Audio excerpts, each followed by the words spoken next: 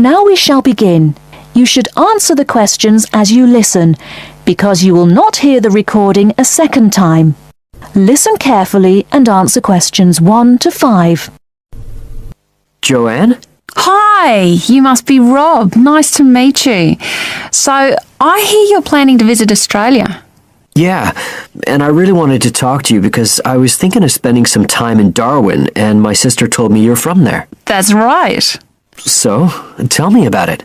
Well, where shall I start? Well, Darwin's in what they call the top end because it's right up at the northern end of Australia, and it's quite different from the rest of Australia in terms of cultural influences. In fact, it's nearer to Jakarta in Indonesia than it is to Sydney, so you get a very strong Asian influence there. That means we get lots of tourists. People from other parts of Australia are attracted by this sort of international cosmopolitan image. And as well as that, we've got the same laid-back atmosphere you get all over Australia, probably more so, if anything, because of the climate. But what a lot of the tourists don't realise until they get there is that the city's also got a very young population. The average age is just 29, and this makes the whole place very buzzy. Some people think that there might not be that much going on as far as art and music and dancing and so on are concerned because it's so remote. I mean, we don't really get things like theatre and opera in the same way as cities down in the south, like Sydney, for example, because of the transport expenses. But in fact, what happens is that we just do it ourselves. Lots of people play music, classical as well as pop, and there are things like artists groups and writers groups and dance classes. Everyone does something. We don't just sit and watch other people. You said it's very international? Yeah, they say there's over 70 different nationalities in Darwin. For instance, there's been a Chinese population there for over 100 years. We've even got a Chinese temple. It was built way back in 1887, but when a very bad storm, a cyclone in fact, hit Darwin in the 1970s, it was almost completely destroyed. The only parts of the temple that survived were part of the altars and the stone lions. But after the storm, they reconstructed it using modern materials. It's still used as a religious centre today, but it's open to tourists too, and it's definitely worth going to see it. Oh, and as far as getting around goes, you'll see places that advertise bicycles for hire, but I wouldn't recommend it. A lot of the year it's just so hot and humid. Some tourists think it'll be fine because there's not much in the way of hills and the traffic's quite light compared with some places, but believe me, you're better off with public transport. It's fine and not expensive, or you can hire a car, but it's not really worth it. What's the swimming like? Well, there are some good beaches, but the trouble is that there's this nasty creature called the box jellyfish, and if it stings you, you're in bad trouble. So you have to be very careful most of the year, especially in the winter months. You can wear a lycra suit to cover your arms and legs, but I wouldn't like to risk it even so, personally. And there are the saltwater crocodiles too. I mean, I don't want to put you off. There are protected swimming areas netted off where you'll be safe from jellyfish and crocs, or there are the public swimming pools. They're fine, of course. Before you hear the rest of the conversation, you have some time to look at questions 6 to 10.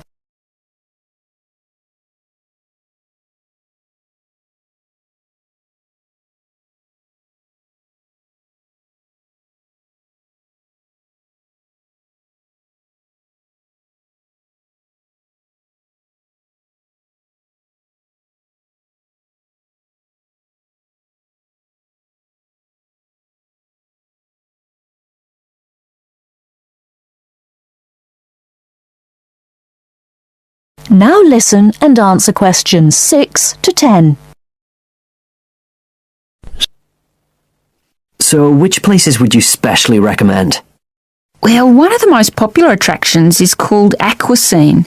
What happens is every day at high tide, hundreds of fish come in from the sea, all different sorts, including some really big deep sea fish. And some of them will even take food from your hand. It's right in the middle of town at the end of the esplanade. It's not free. I think you have to pay about $5, but it's definitely something you have to experience. Then, of course, Darwin has a great range of food, being such a cosmopolitan place.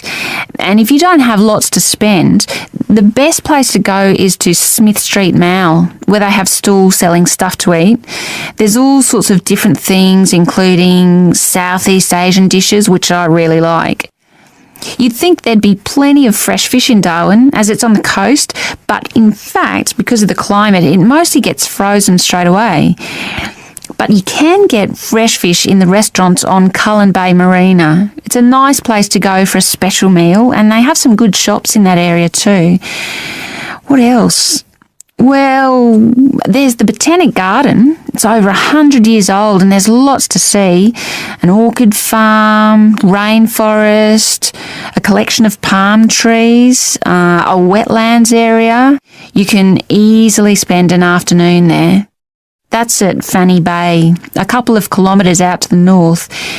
Then, if you've got any energy left in the evening, the place to go is Mitchell Street. That's where it all happens as far as clubs and music and things are concerned. You'll bump into lots of my friends there. Talking of friends, why don't I give you some email addresses? I'm sure they wouldn't mind if you... That is the end of part 1. You now have half a minute to check your answers.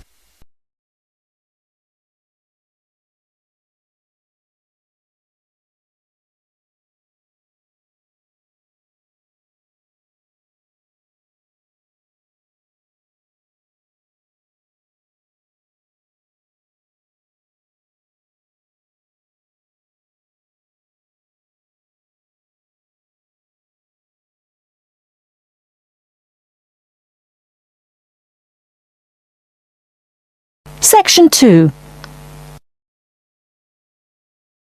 You will hear a new student, Stefan, talking to an assistant, Anna, at the student union about his membership.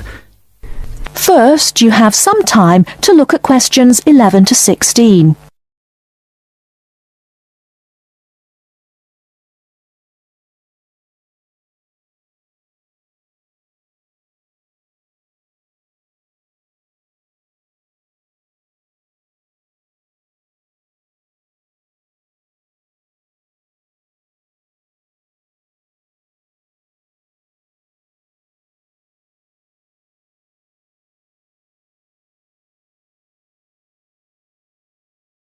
Now, listen carefully and answer questions 11 to 16.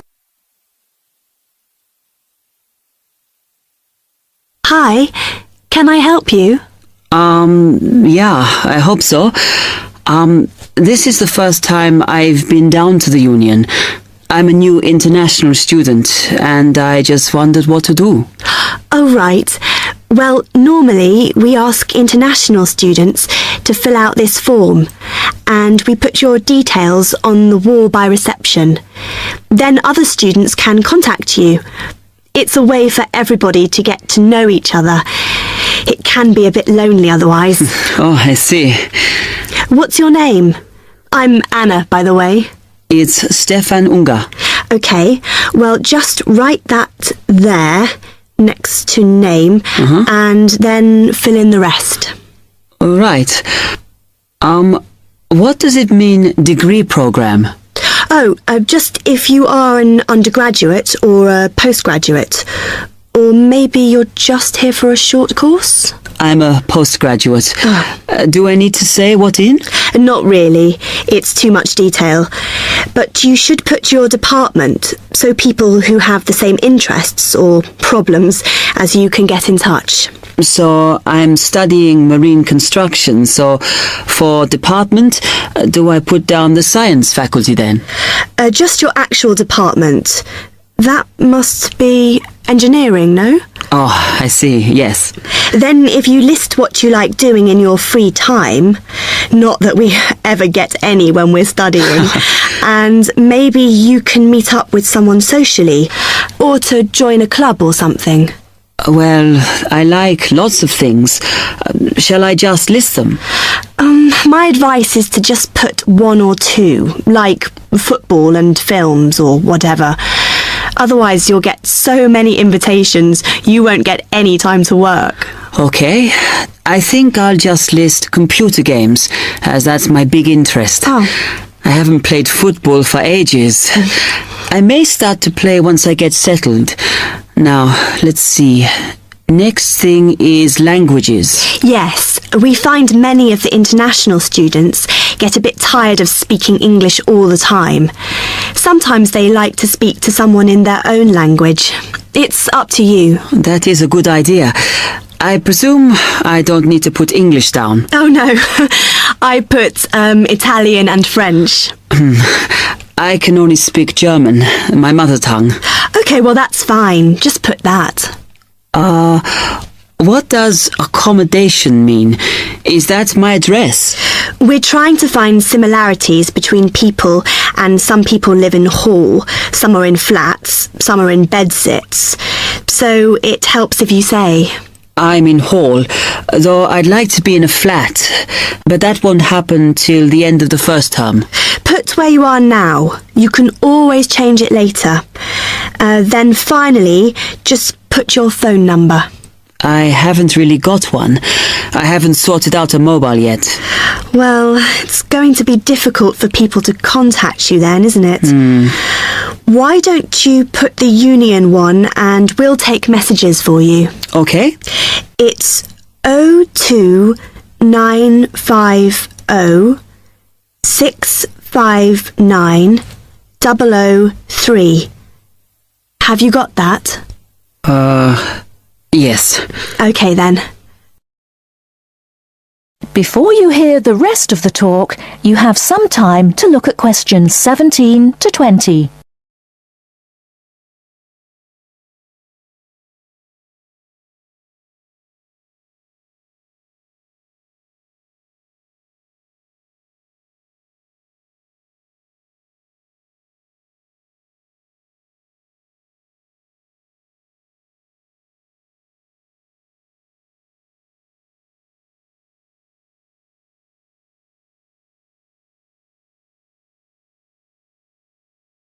Now listen and answer questions 17 to 20. Oh, I had a couple more questions about the services you've got here. It says there's a photocopier here. Yes, you need to get a card from the shop, and then it's available to all students in the mornings. The Union uses it after 1 p.m. Okay. I see also the Union organises loads of events. Are they always held here in the Union building? It looks big enough. If you're interested in something, you should check the poster or our website.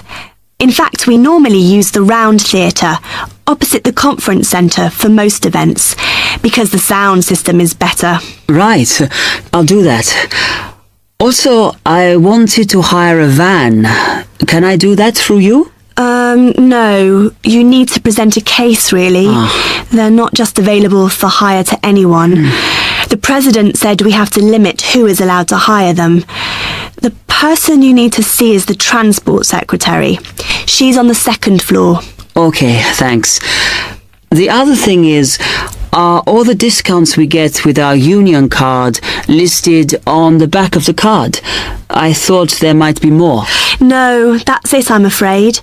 Mainly books, clothes and music. Though we are currently negotiating to get one on newspapers, so that should be valid from next term. Okay, thanks a lot for your help. That is end of section 2. You now have half a minute to check your answers.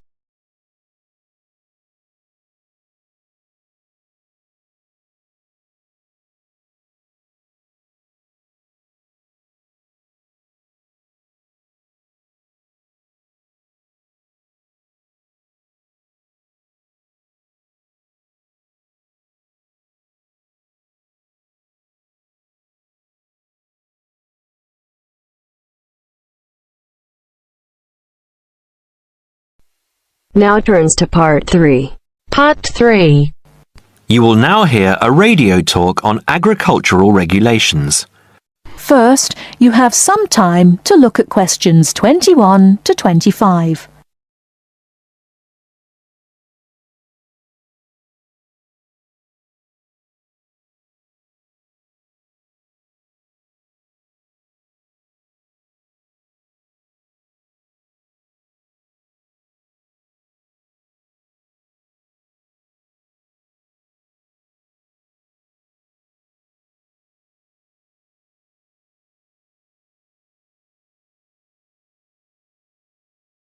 Now listen carefully and answer questions 21 to 25.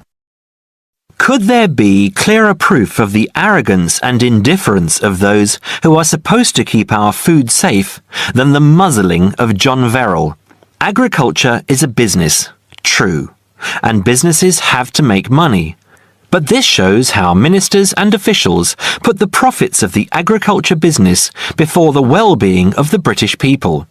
Mr. Verrill, a pharmaceutical chemist, was appointed to represent consumers on one of the many committees that advise the government on food safety. When he tried to do his job, though, and wanted to warn ministers of a danger to children's health, he was refused permission to do so. The danger comes from hormones given to cattle in the USA and some other countries to make them grow faster. They speed up the animal's development to maturity, thus making meat production more profitable. There have, however, long been fears that the hormones have horrendous effects on the people who eat them, causing diseases as serious as cancer. Once these hormones were used on British cattle too, but over 20 years ago they were banned in Europe for being too dangerous. Indeed, so concerned is the European Union that it banned imports of hormone-fed beef years ago, much to the fury of the US government, which wants to sell it all over the world. Several years ago, the USA and Canada asked the World Trade Organization to declare the ban illegal and to punish Europe for failing to lift it. The WTO, with its long record of refusing to let environmental or safety concerns interfere with trade, agreed, imposing fines of more than $120 million a year on the EU for its refusal to back down. The British government now backs the Americans, claiming that there is no proof that hormone-fed beef does any harm. This is where Mr. Verrill comes in. He is very angry with the government, especially as their claim comes out just after a Danish study shows that growth hormones are 200 times more dangerous than was previously thought. Worried by these findings, Mr. Verrill spoke to government representatives, who did nothing. Before you hear the rest of the talk, you have some time to look at questions 26 to 30.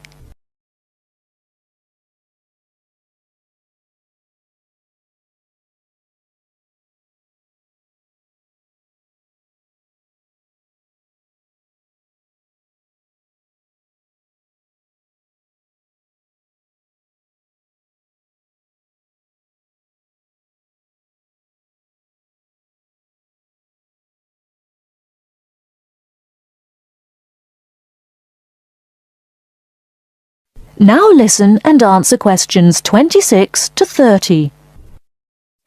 Not only that, but they have not been testing beef which is imported, which, by law, they are required to do. This directly affects the British public, as about 40% of the beef British people eat comes from abroad, supposedly from countries like Brazil, which does not allow the use of growth hormones.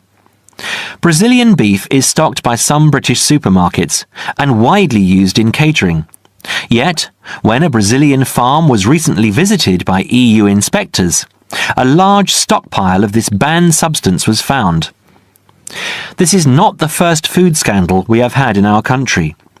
Take the present concern over a well-known chocolate company.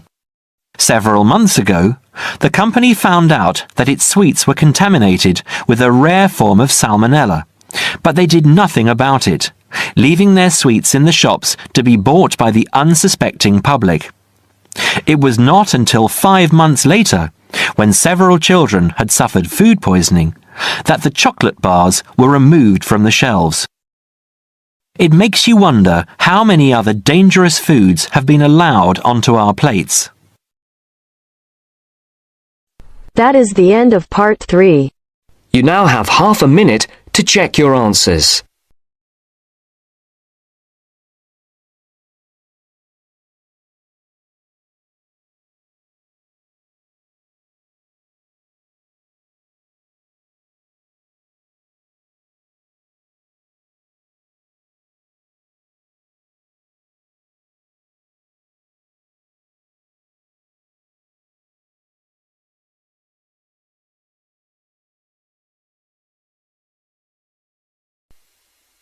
Now turns to part 4. Part 4. Listen to the following lecture about lightning. First, you have some time to look at questions 31 to 40.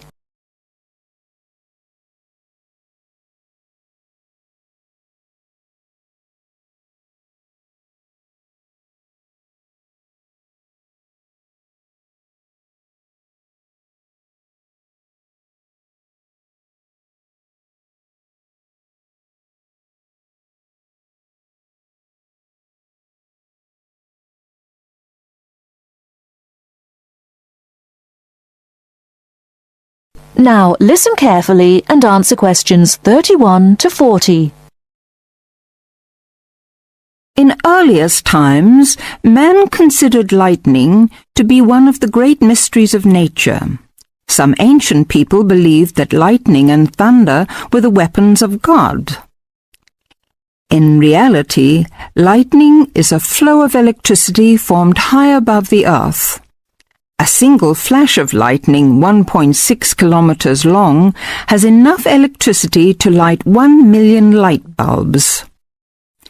The American scientist and statesman Benjamin Franklin was the first to show the connection between electricity and lightning in 1752. In the same year, he also built the first lightning rod. This device protects buildings from damage by lightning. Modern science has discovered that one stroke of lightning contains more than 15 million volts. A spark between a cloud and the earth may be as long as 13 kilometers and travels at a speed of 30 million meters per second. Scientists estimate that there are about 2,000 million flashes of lightning per year. Lightning hits the Empire State Building in New York City 30 to 48 times a year.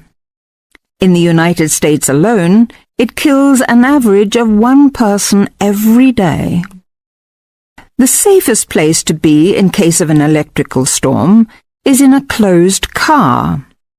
Outside, one should go to low ground and not under trees. Also, one should stay out of water and away from metal fences. Inside a house, people should avoid opening doorways and windows and not touch wires or metal things. With lightning, it is better to be safe than sorry. That is the end of part 4. You now have half a minute to check your answers.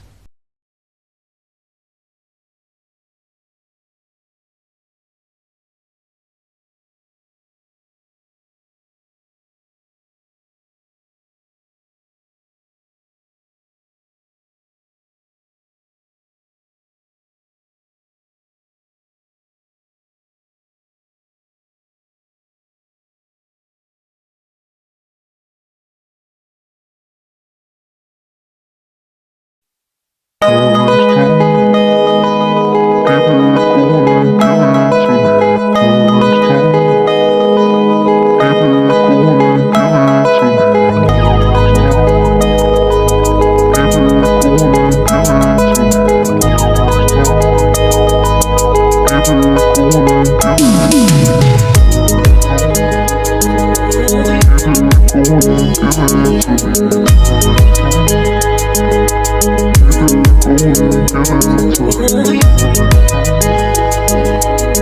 Go and give it to me.